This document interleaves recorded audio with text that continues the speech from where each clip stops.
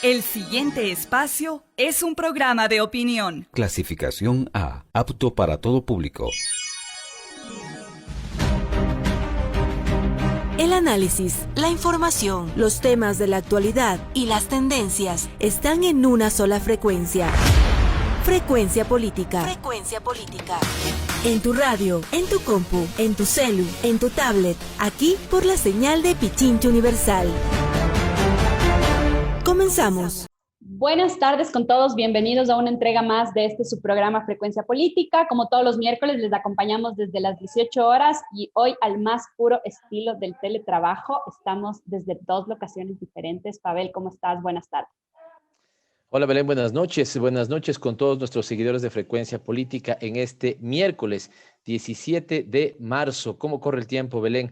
Y efectivamente me hubiera gustado estar contigo para hacer juntos el programa. Lastimosamente la cantidad de ocupaciones nos ha tocado o nos obliga, digamos, a hacer una organización distinta del programa, pero también creo que refrescante para que tú puedas hacer la entrevista central. Ya le vamos a presentar a la ciudadanía quién es nuestro invitado del día de hoy. E insisto, siempre la posibilidad de que hagamos la presentación de nuestro programa juntos es un gusto. Usted sigue este programa Frecuencia Política por la 95.3 de FM en Pichincha, Radio Pichincha Universal. ¿Y qué pasa con el resto de cantones de Pichincha? Belén, ¿dónde pueden sintonizar Frecuencia Política? Nos pueden seguir por la 94.5 en el resto de Pichincha y no olviden que también pueden seguirnos a través de la página web de pichinchacomunicaciones.com.es y no olviden que también pueden seguirnos en nuestro reprise en Facebook los domingos a las 21:30 por la cuenta de Pavel Muñoz, asambleísta.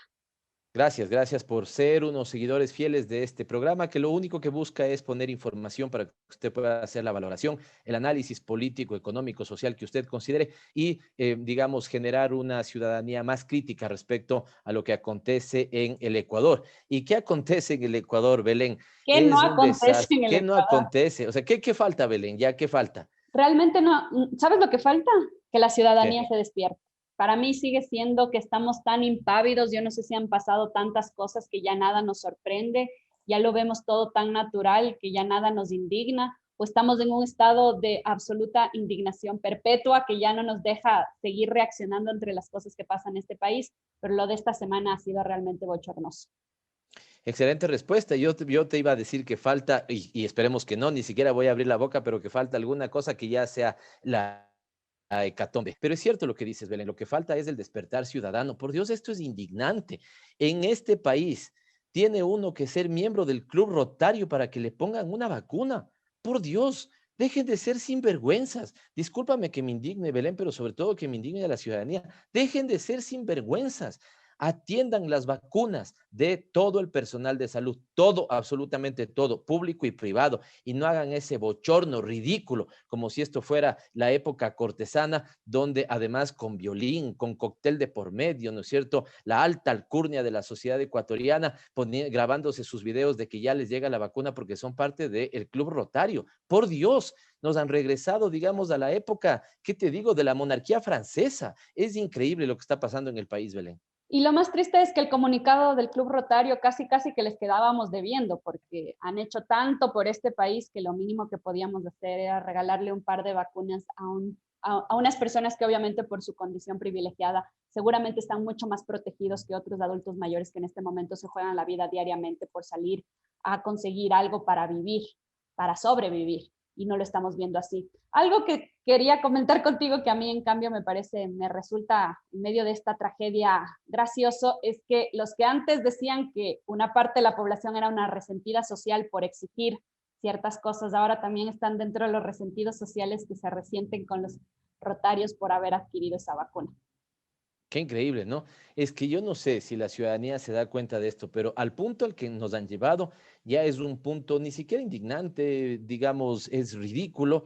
Sí, literalmente, es una sociedad de privilegios, es una sociedad donde el estatus, digamos, es el determinante. Algunos incluso llegaron a plantear, y a mí me pareció alguna broma, pero cuando lo investigué bien, efectivamente lo planteaban, que el voto debería volver a ser para personas que tienen un cierto patrimonio. Es decir, aparecen grupos, ¿no es cierto?, defensores de la corona española. No, es increíble lo que está pasando en nuestra sociedad. Pero además, Belén, si volvemos al ámbito público, salen ahí con un gran anuncio. Yo creo que tú tienes más conocimiento de esto. Dicen, no se preocupen, Ahora, en cambio, lo que vamos a hacer es sacar un portal para que usted entre a su computadora y pueda de alguna otra manera inscribirse. Esto ni siquiera lo conozco bien, Belén, solo sé que como en este gobierno, nada funciona. Y los del Estado obeso son ahora los que se benefician del Estado, ¿no? Entonces ahí vemos también las contradicciones de nuestras élites. Y justamente como tú lo mencionas, Pavel, para evitar que la gente se indigne tanto, habían anunciado que una plataforma iba a estar disponible desde el 15 de marzo a las 9 de la mañana. Muchos de nosotros estuvimos desde antes tratando de acceder a la plataforma de múltiples maneras, porque obviamente tenemos familiares de la tercera edad que queremos que sean vacunados. Sin embargo, todo resultó una pésima broma de parte del gobierno, porque la plataforma hasta el día de hoy no funciona. He pasado 2 días intentando a diferentes horas del día tratar de acceder siquiera a poner algún dato en la plataforma. Para mí la plataforma no existe, ni siquiera tengo evidencia, no sé si es que es real lo que el ministerio ha anunciado, que al menos 11,000 personas han logrado. Me alegro por esas 11,000 personas, pero no entiendo de dónde salen o qué es lo que hicieron, pero no existe manera de que la plataforma funcione. Para las élites sí la vacuna y para los ciudadanos de pie una plataforma que ni siquiera funciona. Otra vez acabas de dar un dato que, insisto, ciudadanos, 11,000 personas se han logrado inscribir de 18 millones de ecuatorianos que necesitamos la vacuna. Es una barbaridad. Y señalaste también una gran verdad de esta clase social, ¿no es cierto?, que cada vez es más hipócrita. Ya lo hemos dicho 1000 veces, cuando el Estado pone plata para los pobres, subsidio, el Estado pone plata para los ricos, incentivo. Ahora, estos del Club Rotario que se pasan llenando la boca diciendo qué barbaridad, este Estado obeso, cuánta gente contratada, para qué hace el Estado, más bien ni debería existir el Estado. Resulta que le van a golpear la puerta al Estado, ¿no es cierto?, para decirle, nosotros somos del Club Rotario y por favor, el señor Estado que nos dé vacunas para que siga faltando vacunas a los sectores más necesitados, pero como nosotros somos la crema innata de la sociedad ecuatoriana, necesitamos ser vacunados primero. Qué indignante, qué doloroso, y como bien decías, Belén, ¿no es cierto? Ojalá nuestro pueblo despierte, tiene 1000 formas de despertar, indignarse, digamos, gritar ahorita en su casa, sobre todo democráticamente, me parece que estará la salida en las próximas semanas. Sí, sobre todo tenemos que recordar a quién representan esas élites que en este momento se están burlando de la ciudadanía en nuestra cara. Y esta No sé semana si viste, también... perdón, porque esto ya digamos, digamos todo. Ahora empezó a salir, ¿no es cierto?, una placa de reconocimiento que el Club Rotario le hacía, ¿no es cierto? Adivinen a quién, al señor Guillermo Lasso. Déjame ver si está por aquí, porque esto ya, sinceramente, sí hay que leerlo. Para conectar las cosas, Belén, nosotros aquí no nos estamos inventando nada, sino simplemente conectar las cosas. No sé si la voy a encontrar ahora, pero no sé si tú la viste o tú la tienes. Aparece una placa, ¿no es cierto?, donde, ya sé dónde está, en mi teléfono, bueno, pues sigamos conversando, aparece una placa donde se reconoce al excelentísimo señor, aquí está. Sí la tienes porque ya la encontré. Allá. Ya la tengo, pero no sé si puede ver. Bueno, a nuestros invitados aquí está, ¿no es cierto? ¿Y qué es lo que dice? Club Rotario de Guayaquil, en el 90º aniversario, rinde tributo de admiración al señor Guillermo Lasso Mendoza por su loable desempeño como miembro del Club Rotario. Guayaquil, mayo 25 de 2017. Esos son los que, diciendo que detestan el Estado, quieren llegar al Estado para seguir beneficiando a sus grupos de interés. Y estos ciudadanos de bien que se saltaron la fila y no les importó nada en este momento y siempre nos dan clases de moral y buenas costumbres. Oye, Belén, la otra, perdón, antes de pasar, porque este tema ya, digamos, te digo que indigna, da risa, ya no sé qué da, pero ¿qué te parece si más bien hacemos un TikTok? Porque esa también puede ser eventualmente una forma de que nos vacunen, ¿no? Ahora, si eres tiktokero, te saltas la fila, vas, ¿no es cierto? Y resulta que te vacunan. No sé si tal vez la opción será que hagamos un TikTok. Yo ya le he propuesto algunas veces a tu comunicador que hagamos TikTok. A mí sí me gusta esta plataforma. Me parece que es más para gente como de mi edad, pero no sé si tú te aventures a hacer ese tipo de cosas. Y esta semana también se decidió algo muy importante, que es finalmente quiénes van a ser los 2 candidatos ya finales de la segunda vuelta electoral, algo que no teníamos claro hasta la semana pasada. Y el Tribunal Contencioso Electoral le negó los recursos que había presentado a Yacu Pérez. Yacu hace un día hizo una publicación en Facebook que había encontrado unas actas en un basurero en Guayaquil, que ya me resulta un poco hasta que está ridiculizando un poco el proceso electoral y de alguna manera ha caído en las mismas prácticas que Guillermo Lasso en su momento de crear un framing alrededor del fraude que finalmente no tiene pruebas. No sé qué te parece este actuar de él candidato Yacu Pérez, que en un momento se declaró como el demócrata más grande de todos los tiempos y por eso supuestamente había conseguido los votos que consiguió en la primera vuelta. Sin embargo, se convirtió en todo lo que dijo que no era. El mundo da las vueltas, Belén. En el año 2017, Yacu señaló su apoyo, como muchos otros, ¿no es cierto?, al gobierno de Lasso. Y dijeron cualquier cosa, ¿no es cierto?, menos la Revolución Ciudadana y eso, y vamos a votar por un banquero. Resulta que fueron a elecciones, el señor representante de la banca, Guillermo Lasso, perdió las elecciones y el señor montó unas carpas fuera del Consejo Nacional Electoral. Vino gente, ¿no es cierto?, a amenazar que iban a incendiar Quito si no había recuento de votos. El recuento de votos se dio, se recontaron los votos que pedía Guillermo Lasso, fueron 1 millón de votos. El resultado final es que Lenín Moreno sacó más votación que la de Lasso al inicio del reconteo.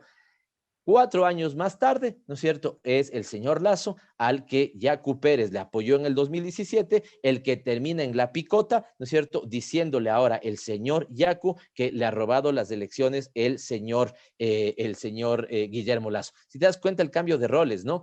Lasso, Yacu apoyándole en el 2017 a Guillermo Lasso.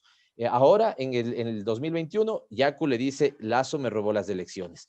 Lasso en el 2017 montando carpas, ¿no es cierto?, afuera del Consejo Nacional Electoral diciendo que le robaron las elecciones. Ahora Guillermo Lasso diciendo que no, que los procesos de votación, de conteo de votación son transparentes y que él, claro, jamás podría pensar algo así de la autoridad electoral. El mundo da las vueltas, este mundo y esta sociedad, este Ecuador que está cada vez más loco, Belén. Y ojalá que nosotros recordemos las cosas que se dijeron antes y que se dicen ahora para que no nos confundamos de cuál es la esencia real de estos candidatos, porque lo que necesitamos es políticos coherentes y creo que eso es lo que más falta nos hace en este país. Y ahora Déjame sí, ponerte tal vez el último ejemplo, porque ya creo que nos llegan. Ahora en la Asamblea Nacional estábamos debatiendo un tema y los que votaron hace algunos meses por las reformas al Código de la Democracia para afectarle a la Revolución Ciudadana, ahora, ¿no es cierto?, estaban lamentándose de que cómo es, pues que ahora aparecen partidos pequeños, locales, ¿no es cierto?, una suerte de advenedizos y que hay que reformar el Código de la Democracia. Ellos votaron por los partidos que ahora les dejaron afuera de la representación política y ahora sí están llorando. Cuando era en contra de la Revolución Ciudadana, bravo. Ahora que es en contra de ellos, ¿no es cierto?, qué amargura, reformemos el Código de la Democracia. Qué doble discurso que hay en esta sociedad, Belén. qué falta de coherencia. Y algunas de estas cosas vamos a discutir con nuestro invitado esta semana. Nuestro invitado en Dialogando con es Pedro Donoso, que es director general del Gabinete Estratégico ICARE, Inteligencia Comunicacional, licenciado en Ciencias Políticas y Jurídicas, abogado y doctor en jurisprudencia. Tiene experticia en gestión de la reputación, administración de crisis y análisis de contexto. Con él vamos a abordar algunos de los temas que están alrededor de la primera y la segunda vuelta electoral presidencial en nuestro país. Bueno, Belén, te deseo mucha suerte, que yo no podré participar en esta entrevista. Haces unas muy buenas entrevistas también, así que estoy seguro que Pedro Donoso, a quien le agradezco por participar en Frecuencia Política, estará muy cómodo de conversar contigo. Por lo tanto, doy el agradecimiento, como siempre lo hacemos, a Luis Ganchara en la producción de este programa, a María Belén en la co-conducción y al gran equipo de producción que tenemos en Radio Versal. Conmigo será hasta el próximo miércoles, pero tenemos todavía enterito este gran programa de Frecuencia Política.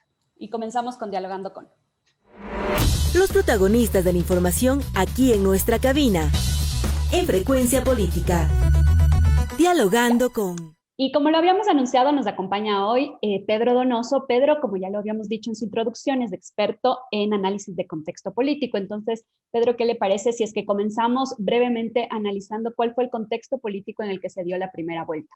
Para muchos de los votantes, me incluyo, fue una sorpresa muchos de los resultados que se dieron, inclusive para las militancias de muchos de los partidos políticos. Los resultados fueron cosas que no se habían advertido a días de la campaña y resultaban casi inverosímiles en el sentido en el que no se había anticipado una participación tan fuerte, por ejemplo, en los escaños de asambleístas para el movimiento Pachacuti, que es una participación histórica para ellas la que van a tener, y lo mismo en el caso de la ID. ¿Cuál fue el contexto político en el que se desarrolló esta primera vuelta? Bueno, gracias, Belén, por la invitación. A ver, primero, digamos, el contexto es la cancha en donde se está jugando. Entonces, finalmente, los resultados electorales no pueden entenderse como contexto, sino como resultado.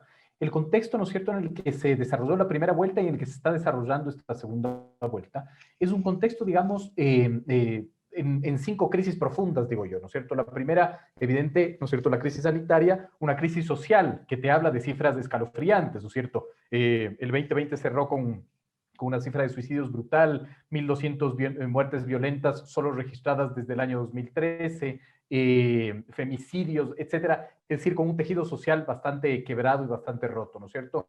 Además de eso, tenemos la crisis económica. Ya el INEC ha publicado cifras de que de una u otra manera, digamos, la pobreza ha retrocedido a indicadores de diciembre del 2007, igual el subempleo y el empleo inadecuado.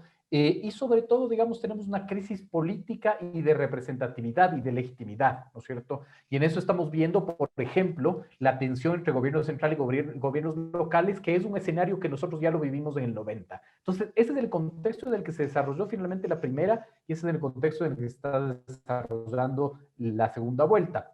En este sentido, digamos, por ejemplo, usted se refiere finalmente a los resultados que obtuvo Pachacuti. Si nosotros metemos la ecuación de ver el bosque completo y no solo el árbol, vamos a ver que finalmente para la victoria de Pachacuti, en nuestro criterio, hay dos elementos fundamentales, que es las grandes victorias electorales que ya tuvo Pachacuti en las seccionales del 2019. No estoy comparando las dos elecciones, solo estoy hablando de resultados, en donde Pachacuti, digamos, logra romper un bastión de creo que era Tungurahua y se alza con la prefectura de Tungurahua y qué decir finalmente la prefectura de Azuay, en la que el mismo candidato presidencial Yacu Pérez logra obtener la prefectura, ¿no? Asimismo, de una u otra manera, octubre es un referente finalmente de el registro electoral que pudo haber tenido Pachacuti y nos dice que finalmente octubre fue de una u otra manera, ¿no es cierto?, esta bandera que aglutinó a movimientos sociales, transportistas, obreros, etcétera, que lograron encontrar en Pachacuti finalmente el abanderado para lograr para que esas victorias finalmente tengan un resultado electoral, ¿no? Entonces, ese es el contexto en el que se dio, en mi criterio, en la primera vuelta y es el contexto en el cual se está jugando también la segunda vuelta, pero sobre todo lo que a mí me llama más la atención, ¿no es cierto? Y lo que más me preocupa, que son altísimos índices de pesimismo en el Ecuador. Es decir, nunca se ha visto, nunca se ha registrado. Yo estaba revisando una publicación que hizo Ángel Polibio Córdoba, allá por finales de los 90 para la Flaxo, en el repositorio de la Flaxo, en donde él hablaba finalmente que en la crisis económica de finales de los 90, 7 de cada 10 ecuatorianos sentían pesimismo presente y futuro. Hoy, todas las encuestadoras nos dicen, digamos la mayoría, ¿no es cierto?, cifras más, cifras menos, que 9 de cada 10 ecuatorianos en el presente es pesimista y 8 de cada 10 ecuatorianos en el futuro es pesimista. Entonces, la cancha en la que se juega este proceso electoral y en que se jugó el proceso electoral de la primera vuelta fue el profundo pesimismo. Y en el sentido, me llamó la atención que usted dijera o se refiriera a las cifras de empleo, porque finalmente esas cifras, a pesar de que estuvieron calculadas a tiempo, no fueron difundidas antes de la primera vuelta. Y ahora entran en el contexto de la segunda vuelta, son unas cifras que recientemente se publicaron y que han sido muy observadas. Estas cifras, e inclusive todas las decisiones que toma Lenín Moreno en este momento y parte de su gabinete, las cosas que están sucediendo en este momento, ¿cómo están afectando la votación? Porque finalmente son cosas que semana a semana son escándalos tras escándalos que finalmente van a tener alguna repercusión en la elección. ¿Cómo se puede entender esto? Sin duda, digamos, dentro de los 4 electores que yo puedo ver para la segunda vuelta, uno de ellos es Lenín Moreno. Y no, digamos, por su accionar, sino por su omisión y por su comportamiento errático como gobierno, ¿no? Es decir, hay que recordar finalmente esa encuesta muy interesante de Clima Social en donde publica varios indicadores, ¿no? Y una de las preguntas es, ¿usted si puede reconocer a alguien a quien reconocería como, 2 puntos, aliado al gobierno de Moreno? El correísmo, Rafael Correa, tiene menos de 10 puntos y Lazo y Nebot tienen por sobre los 20 puntos. Vemos ahorita en redes, por ejemplo, es súper interesante la batalla que se está dando, ¿no es cierto? El correísmo ha planteado, digamos, este framing, que es para mí, digamos, no me parece que es metodológicamente correcto decir que Lazo es el aliado de Moreno, porque en el periodo 2017-2021, el bloque de Creo votó con Alianza País, ¿no? Entonces intenta el correísmo decir el aliado de Moreno es Lazo. Y ahora veo finalmente que los lacistas han sacado un mapa finalmente de cuántos son los ministros que trabajaron en el gobierno de Correa, ergo Correa es Moreno finalmente, ¿no? Entonces es interesante cómo empieza la disputa de la construcción de ese framing, pero finalmente ese framing va a ser irrelevante porque hay que medir lo que la ciudadanía calcula como cuál es el aliado. Pero sin duda el gobierno de Moreno es uno de los grandes directores de este proceso. Y en este framing que están tratando o sea, que las redes en este momento están manteniendo sobre quién finalmente ha cogobernado con Lazo, En realidad los electores están dispuestos a tomar esa posición, están ávidos de escuchar ese tipo de argumentos, porque finalmente la elección de la primera vuelta fue también esa parte del electorado que dijo, ya estoy cansado de hablar de Correa, yo quiero superar esa visión correístas, anticorreístas. Entonces estas peleas como que tampoco se acercan a las cosas que estaba buscando el electorado, que finalmente es el que va a tener que decidir sobre las nuevas dos opciones que tiene en la segunda vuelta. A ver, yo he escuchado mucho eso. Yo, como analista de contexto, no encuentro evidencia de que el electorado haya dicho, yo no quiero la disputa Correa-anticorrea, por lo tanto voto por Herbas. Yo no veo evidencia científica que me demuestre eso. Es decir, yo he escuchado analistas que lo dicen, yo no sé cuál es la evidencia que utilizan, ¿no es cierto? Yo aún no tengo acceso a esas cifras.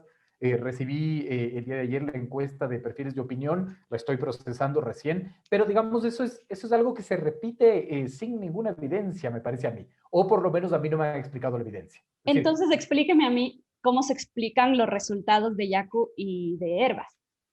¿A qué responden esos?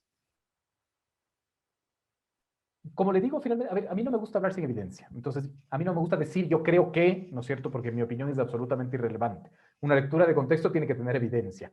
Finalmente, de las cifras que yo he revisado brevemente de la encuesta, por ejemplo, de perfiles de opinión que le digo, para mí las altas cifras que tiene el movimiento indígena tienen, como le digo, ¿no es cierto?, una representación en lo que fue su increchendo de las seccionales del 19 más octubre. Yo creo que ahí finalmente hay una interesante, digamos, votación, más lo que de una u otra manera el candidato Pérez pudo haber levantado, ¿no es cierto? Las cifras de Herbas son unas cifras muy interesantes. De acuerdo a esta encuesta de perfiles de opinión, el candidato o al candidato que le favorecen los votos el día de la elección es Herbas. Es decir, cuando la encuestadora le pregunta a los ciudadanos, ¿usted cuándo decidió su voto? Por sobre los 30 puntos está Javier Herbas el día de la votación. Entonces, digamos, con eso podemos ir calculando que quizás los indecisos fueron, ¿no es cierto?, a votar por Herbas del día de la elección. Las razones hay que medirlas. Es decir, uno no puede decir Herbas es el candidato que de la tercera vía y que rompe el molde correísmo-anticorreísmo. No sé cuál es la evidencia científica que sostiene eso, ¿no? Y se repite aquí mucho con muchísima ligereza, ¿no? Es decir, a mí me sorprende que analistas lo repitan así. Yo no tengo la evidencia para representarlo y creo que más bien lo que hay que hacer es levantar información al respecto, ¿no? Y yo también digo, finalmente, ¿en verdad la gente podrá determinar que Lazo es del anticorreísmo, de verdad?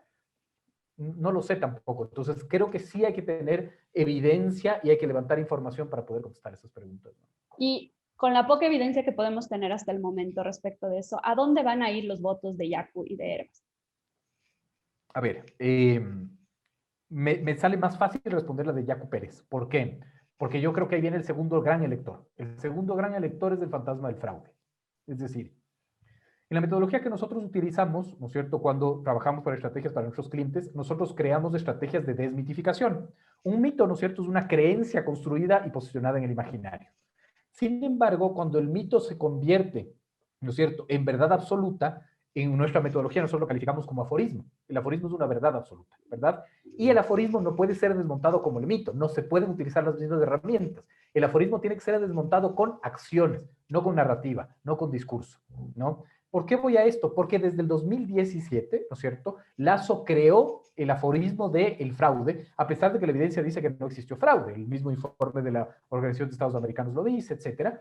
Y Pérez, ¿no es cierto?, construyó también el framing del fraude. ¿Por qué creo que el fantasma del fraude es un gran elector? Porque sería irracional que el votante de Pérez, ¿no es cierto?, sintiéndose afectado por el ganador, es decir, el que le ganó para acceder a la segunda vuelta, llamado Guillermo Lazo, ¿no es cierto?, migren esos votos a beneficiar al que le afectó de acuerdo a su criterio y de acuerdo a su mito o su aforismo, ¿no? Entonces, yo creo que, digamos, y además con el pronunciamiento evidente del movimiento indígena, o por lo menos de la CONAIE, de que harán, digamos, campaña para un voto nulo ideológico, así lo dijeron, creo que es más fácil que los votos de Yaku Pérez migren o al correísmo o al voto nulo finalmente, ¿no? Esto nos hace construir la hipótesis de que tendremos un altísimo voto nulo, digamos, en la segunda vuelta. El de Herbas es más complejo medir, digamos, el de Herbas es mucho más complejo medir finalmente. No sabemos de una u otra manera cuál sea. Lo que sí es bueno es que podemos, digamos, analizar quizás,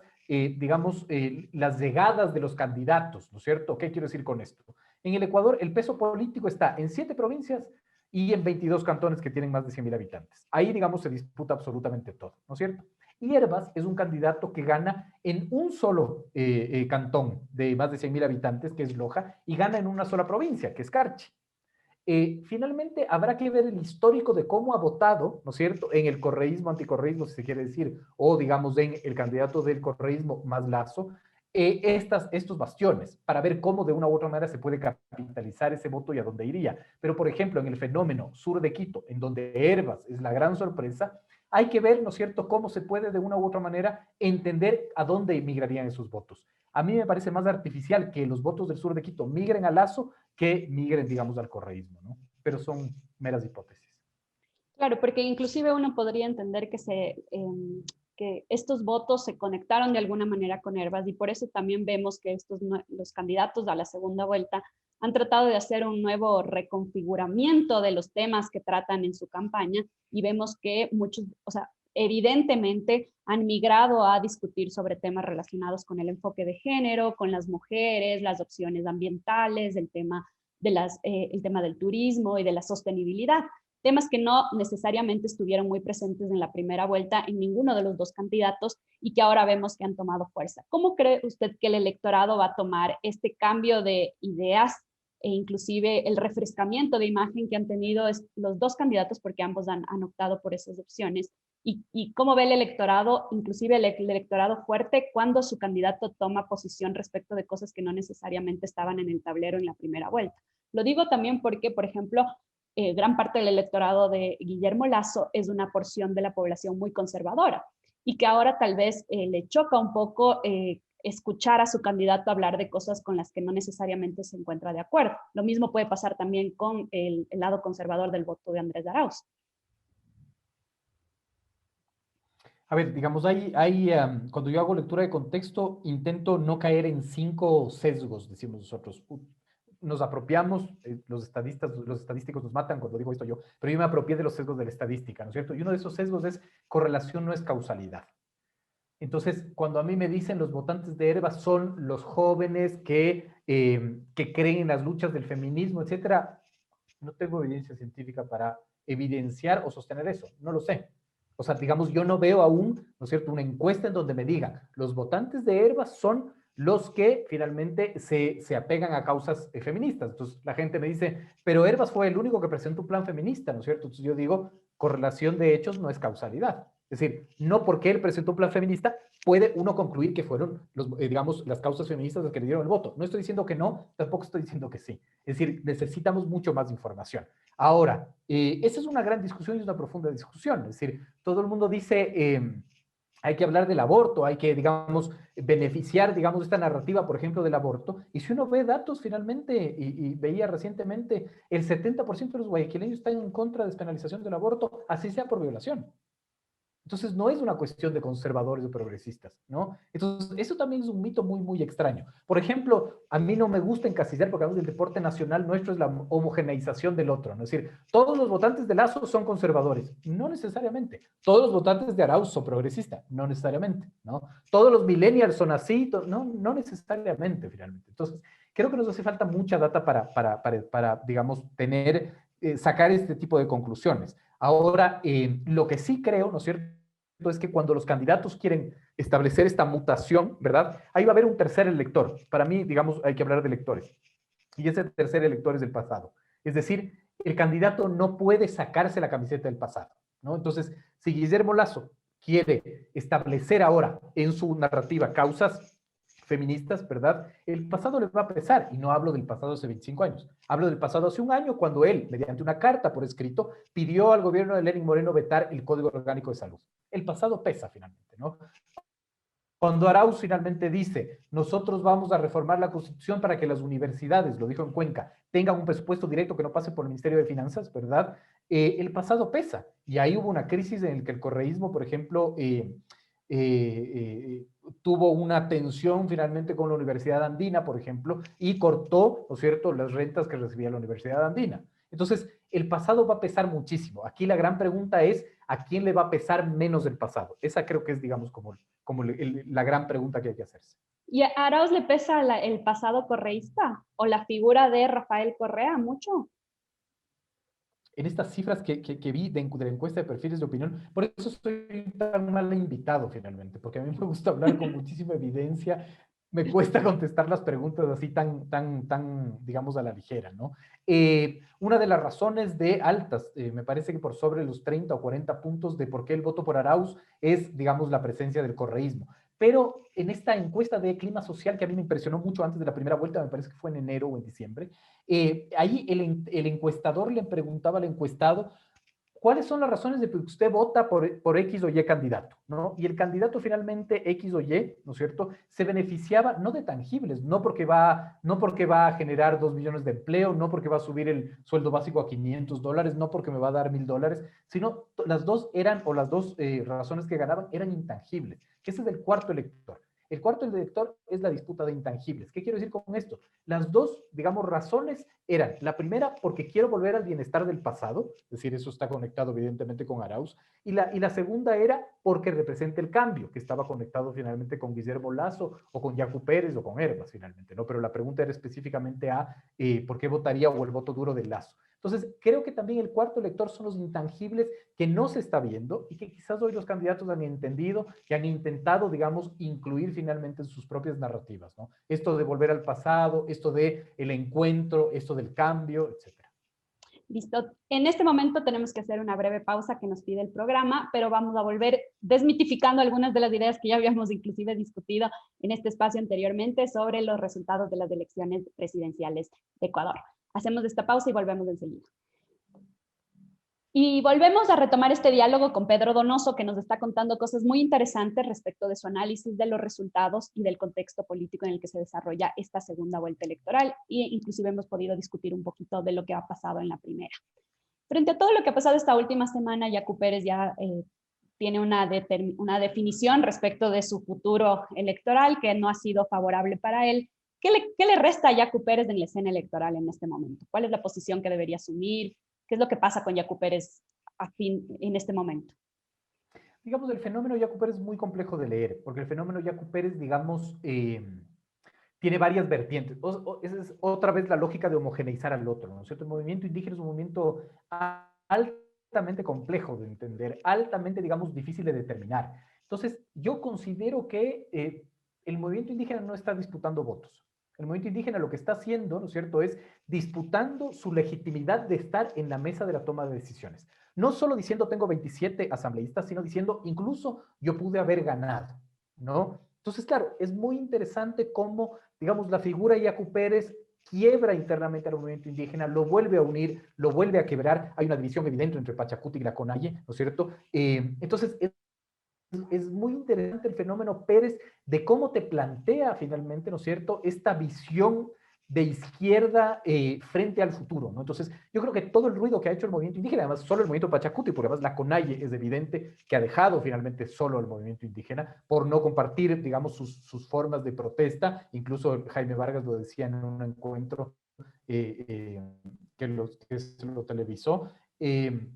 Entonces, claro, el movimiento indígena lo que está diciendo es, yo quiero pertenecer a la élite que toma decisiones, tómenme en cuenta finalmente, ¿no? Y yo creo que por eso, digamos, ha construido esta imagen de luchar por los votos, luchar, digamos, uno a uno, ¿no? Entonces, yo creo que eso es lo que se disputa el movimiento indígena de cara a... Pero además lo interesante es, y vuelve el fantasma del fraude, ¿no es cierto? Porque el tema de cómo se resuelve esa crisis o cómo se de abril, es decir, a mí lo que me preocupa no es el 11 de abril, a mí lo que me preocupa es el 12 de abril en adelante. Y lo que te determina, digamos, este tema de cómo se resuelve la crisis, es cómo te determinará, por ejemplo, una alianza futura, ¿no es cierto?, entre la izquierda o no, es decir, cómo va a actuar el bloque de Pachacuti, y ya lo anunciaron. En una rueda de prensa, hicieron una rueda de prensa con la izquierda democrática y ya anunciaron que se opondrán al gobierno que venga, finalmente, ¿no? Y ya lo han dicho que el gobierno que venga no tendrá legitimidad. Entonces, ¿cómo se resuelva o cómo se resolvió este fraude, o este supuesto fraude, ¿no es cierto?, determinó o determinará cómo será los 2 años primeros de legislativo. ¿Y le está afectando a Yacu mantener esta imagen del fraude sin tener pruebas contundentes al respecto? Hace un día hizo un live en Facebook donde también presentó unas supuestas actas que ha encontrado en el basurero de Guayaquil. Realmente es como que se está atando mucho a un relato que ya no se sostiene por el peso de las pruebas, sino por el peso de la obstinación de estar en la segunda vuelta.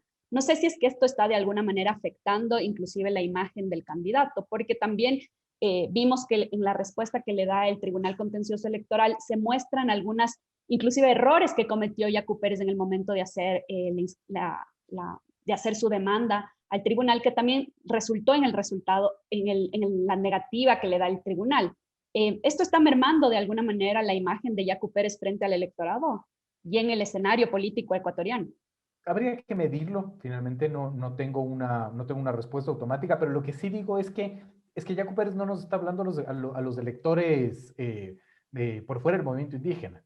Yo siento que él está hablando a sus propias bases, porque de una u otra manera, ¿no es cierto?, el rompimiento con Naye Pachacutic es un rompimiento, digamos, de intereses. Es decir, yo siento que la CONAIE peleó y exigió que el candidato a la presidencia de parte de Pachacutic sea otro.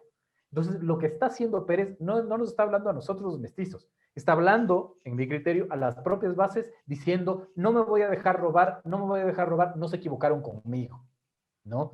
Eso es lo que finalmente creo que está haciendo. Si le afecta o no, yo creo que será irrelevante y habrá que ver cómo el movimiento indígena se restablece y se reestructura y cuál será el futuro de Pérez, que además ahora seguramente le tocará la segunda disputa, que será quizás la presidencia de la CONAIE finalmente, ¿no? ¿Y qué opinión le merece a usted esto del voto nulo ideológico, que es una definición finalmente de la CONAIE, que todavía no sabemos si va a ser respaldada por Pachacutic de manera frontal y pública, pero es una decisión que ya ha tomado una parte mayoritaria del movimiento indígena y que no sé qué tipo de protagonismo puede llegar a tener en la elección, donde vemos que también puede ser una opción para muchas de las personas que votaron por los otros candidatos que en este momento no están en la segunda vuelta.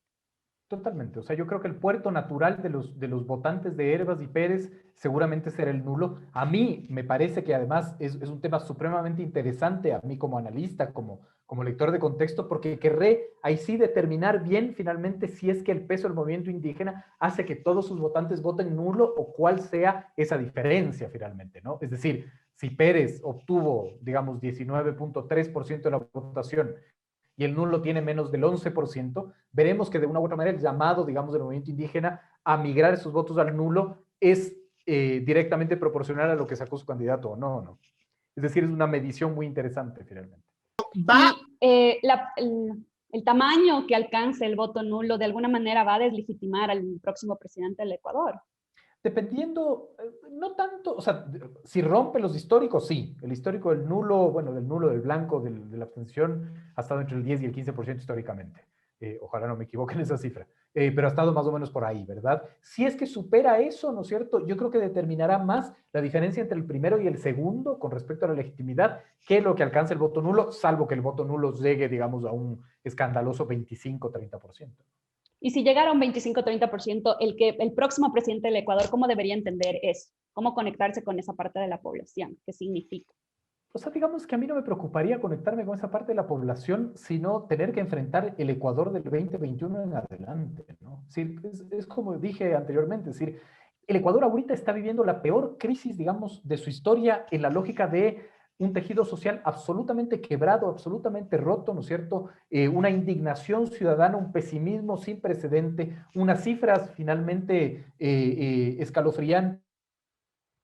El Ecuador retrocedió 20 años de la lucha contra la pobreza y la pobreza extrema. Entonces, claro, o sea, en verdad, digamos, yo creo que al gobierno, más allá de los votos nulos, lo que debería preocuparle es cómo recompongo yo el tejido social transversalizado por estas 5 crisis que le dije, ¿no? Es decir, no va a ser fácil, ¿no es cierto?, enfrentar un siguiente año, y yo entre chiste y en serio decía, capaz que el 11 de abril vamos a elegir al presidente que tumbemos finalmente en febrero del 2022, ¿no?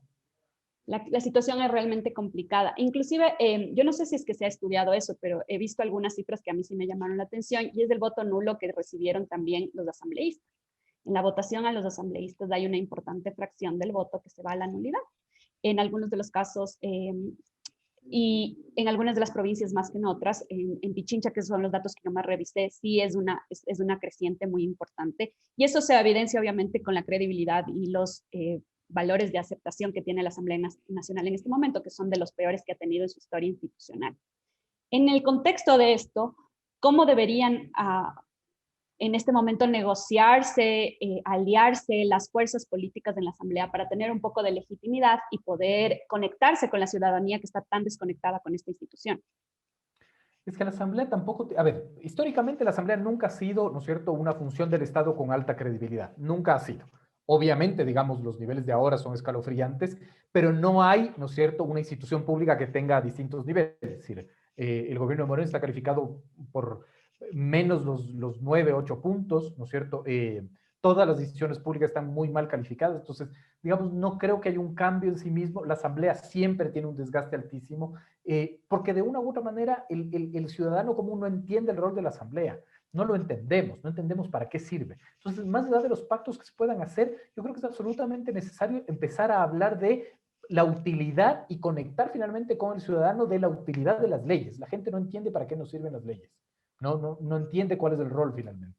Y no se trata de una lógica de información, se trata de una lógica de comunicación, que son cosas distintas, pero además de evidenciar, ¿no es cierto?, que con una ley puedes mejorar la vida de la gente. Y eso es muy complejo. Ahora, ¿cuáles son los retos que tiene la Asamblea? Nada más y nada menos que cumplir el acuerdo que nos deja el gobierno de Lenín Moreno, que es con el Fondo Monetario Internacional, que es reformar 3 normas: la ley laboral, la ley de seguridad social y la ley tributaria. Es decir, 3 malas palabras casi, ¿no es cierto?, en la lógica política, ¿verdad? Entonces, en ese escenario, haga lo que haga la Asamblea, digamos, va a tener un altísimo desgaste, ¿no es cierto?, por más acuerdos que se logren hacer, porque, digamos, el pesimismo es tan alto que finalmente la atención, en mi criterio, no va a estar en la Asamblea, la atención ciudadana estará finalmente en el Ejecutivo, que para mí pagará los platos rotos finalmente de este alto pesimismo y de esta alta tensión política sobre todo, ¿no? Sin embargo, las alianzas van a tener que darse. Y a su criterio, ¿a qué van a responder estas alianzas? ¿Será que podemos ver finalmente que los partidos se unan en alguna lógica programática, algunas coincidencias respecto del desarrollo del país, o van a ser las típicas fracturas clásicas que hemos visto, partidos que no se pueden aliar porque sus bases o su historia les impide unirse en un proyecto de país? A ver, yo creo que finalmente los 2 primeros años tendremos una altísima tensión ejecutivo-legislativo, gane quien gane, y una altísima tensión legislativo-legislativo. Es decir, volveremos al Congreso de los 90, ¿no es cierto?, de los 2000, en donde de una u otra manera siempre fracasaba cualquier intento de aprobar una norma porque no había mayoría, ¿no? ¿Con qué base estoy diciendo esto? Con la rueda de prensa del Bloque Izquierda Democrática Pachacuti, que ya anunció que no va a pactar con el correísmo ni con la derecha, así lo dijeron, y que hará oposición al nuevo gobierno.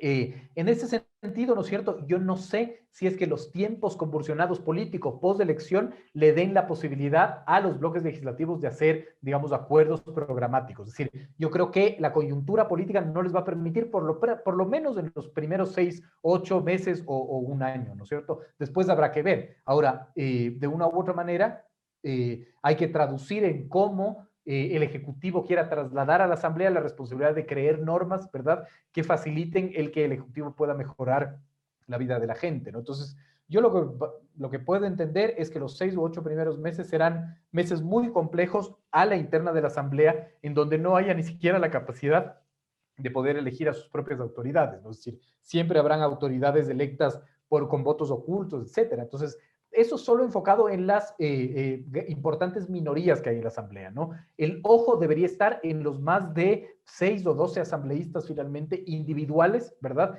Que yo creo que, como ha sido los 2 últimos años de esta Asamblea, con los bloques BADI y BIN, han sido los que han cotizado de mejor manera y sus votos han sido absolutamente funcionales para juicios políticos o aprobar normas, ¿no? Y podríamos anticipar, entonces, se me ocurre a mí que, dada el resultado final que ha tenido Pachacutic en esta segunda vuelta electoral, ellos vayan a disputar la presidencia de la Asamblea como un requerimiento, si es que quieren, para poder negociar cualquier otro tipo de gobernabilidad al interior de la Asamblea Nacional. Yo creo que después de haber dicho lo que dijeron, van a ser esclavos, ¿no es cierto?, de su rueda de prensa, porque ahora no van a poder pactar ni con Lasso ni con el correísmo. Entonces no les avanza finalmente, ¿no? ¿Cuál será, digamos, el desenlace? No tengo idea. Es decir, depende de quién gane el 11 de abril. Eso es absolutamente claro, ¿no? Y yo creo que tampoco hay que ser ingenuo. Seguramente el gobierno que llegue tendrá que de una u otra manera establecer pactos, y los pactos no van a ser programáticos, van a ser finalmente, incluso podrían darse como pactos de espacios de poder, ¿no? Es decir, sentar a la mesa ministros que provengan de cierta partido político, etcétera, etcétera, etcétera. Entonces, creo que con base a esa negociación habrá que ver quién puede quedarse con la asamblea. Para mí el escenario es absolutamente incierto, porque los votos no les avanza absolutamente A nadie. nadie. Es muy interesante lo que Pedro nos está planteando en este momento. Me quedan unos pocos minutos de la entrevista, pero yo quisiera que pudiéramos hablar un poco de lo que ya había anticipado Pedro en una de sus respuestas respecto de las leyes que a la Asamblea le toca tramitar, e inclusive que le van a tocar tramitar o discutir en esta última parte del proceso legislativo o del periodo legislativo hasta mayo del 2021. Una de las leyes que está en boga en este momento es el tema de la ley llamada para fortalecer la dolarización. ¿Cómo ve el electorado esto? Porque siento que más allá de entender el verdadero contenido de la ley, se ha tratado de vender una idea de fortalecimiento que no necesariamente esté explicada o se puede evidenciar en los artículos de la ley. ¿Qué tanto de ese framing que se crea alrededor de las leyes realmente lo entiende el electorado? Yo creo que no tiene ningún entendimiento, pero sobre todo no tiene ningún interés. Es decir, veía cifras de UNICEF, 460,000 niños de marzo 2020 a marzo 2021, no acudieron a clases regularmente. Hablamos de 33,000 niños en la mendicidad, 100,000 niños fuera del sistema educativo. A la gente le importa un comino la ley de defensa de la dolarización. Es decir, esa es una discusión y es un debate de Twitter y finalmente de las altas esferas que pueden entenderlo o no. No hay ningún, para mí, no hay ningún criterio, ningún impacto al respecto. Pero si es que tenemos un candidato que bueno, en base a su discurso te dice de alguna manera que el otro no quiere dejar pasar esta ley porque no quiere fortalecer la dolarización, porque quiere salir de ese esquema monetario, ¿no tiene eso un impacto? Porque finalmente lo baja a un nivel de discusión que es vamos a salir de la dolarización, y eso sí asusta a todos. Pero vimos que la campaña del miedo no tuvo ningún efecto, ¿no? O sea, vimos que la campaña del miedo, digamos, de nos vamos a convertir en Venezuela, el comunismo, el feriado bancario, los cucos, no tuvo ningún impacto, ¿no? Es decir, digamos, estamos viendo que si bien el correísmo reduce, ¿no es cierto?, su votación con respecto a la primera vuelta del 17, vemos que, digamos, el miedo no tuvo impacto mayor finalmente, porque la gente está viviendo el miedo ya presente. Es decir, el miedo futuro es irrelevante. Yo en una entrevista en la que un generador de opinión decía, es que el correísmo nos va a convertir en Venezuela, yo le preguntaba, ¿no somos ya Venezuela?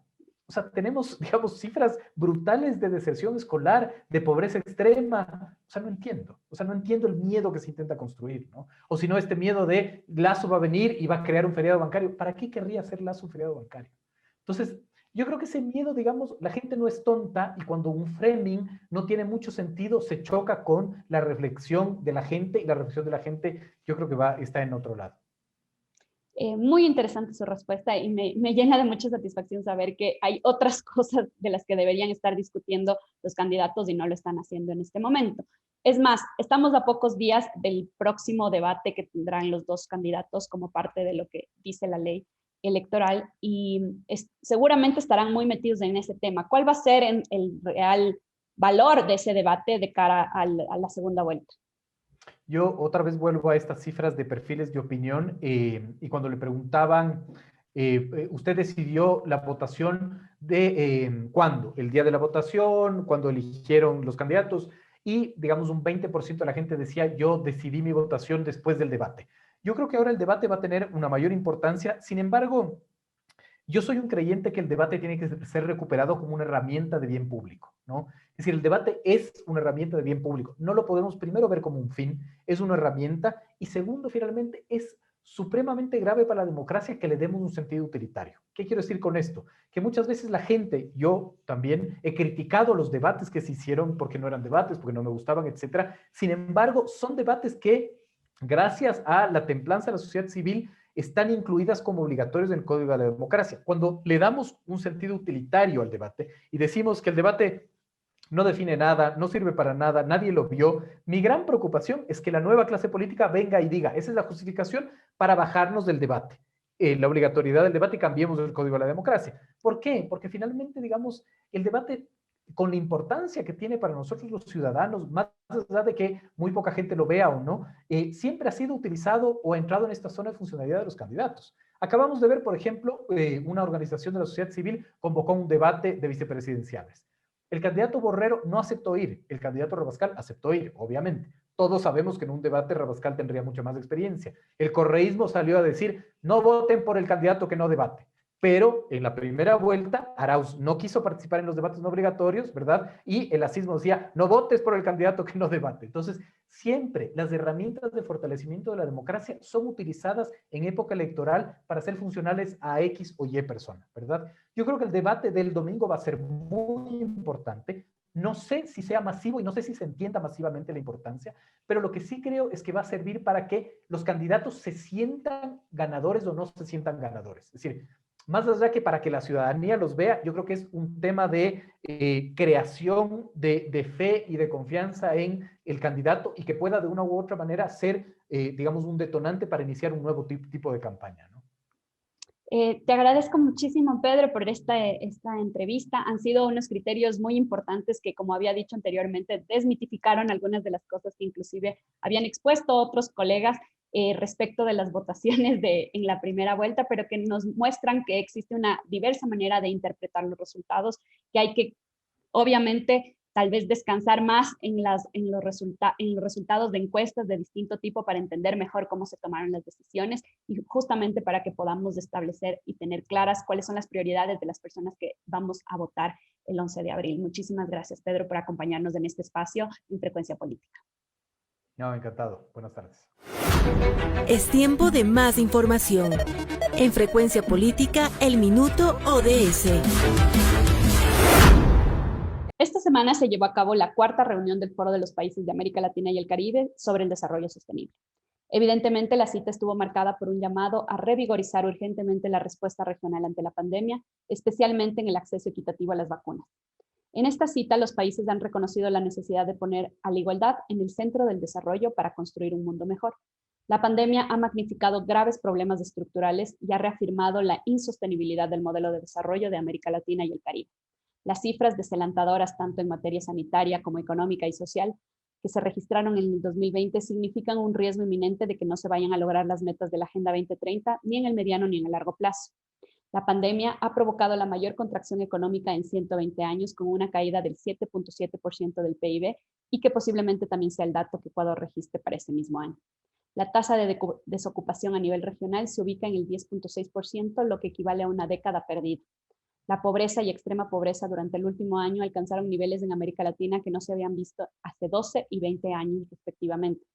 La pobreza extrema en la región se ubicó en 12.5% y la pobreza en 33.7%. La región debe apostar por sectores estratégicos que favorezcan la generación de empleo y la innovación tecnológica.